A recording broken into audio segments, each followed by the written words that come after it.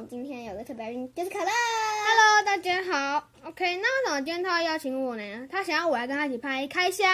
那我自己也有一个自己的频道，那我的频道有加空拍机失败的搞笑影片，可以请大家去看看哦。好，今天有2台空拍机。今天我们要介绍的是白色的，因为蓝色的已经没电了。蓝色是之前加到的，这是最新加到的哦。好，那我们就赶紧试飞喽。好，技术不是很好，所以请见谅。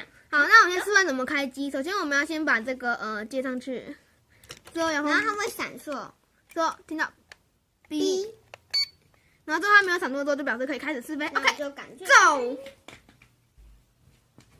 那技术不是很好。那我在这边提醒，如果真的有夹到的朋友要小心一点，这刮到非常的痛哦。所以应该可以看得到一个光点在移动哦。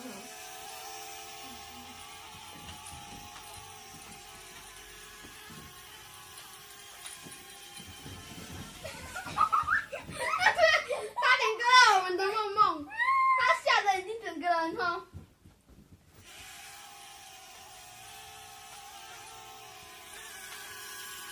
降到这边给大家看一下，所以它再拉起来哦，往那边飞过来，如果想要看看近一点吗？我试试看能不能。它很难操控，啊！好，坠机了，那我们再一次。为什么？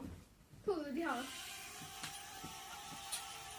那我们现在默默手上抱的兔兔也是夹到了，刚好晒到。这个也是在家乐福，可是它是在这里。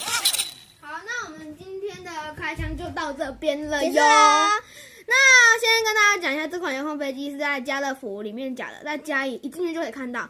那它的3爪套很有力。好，那我今天来跟大家讲感想。它突然动起来，割到我的手。这款遥控飞机真的很危险哦。那我今天要讲的刚好是它真的很耐撞，就是它撞比较不会晃。它也很耐摔。对，那我的手流血了，没有流血。好，那我们今天看到这边了，谢谢大家，记得按赞、订阅、加分享哦，拜拜。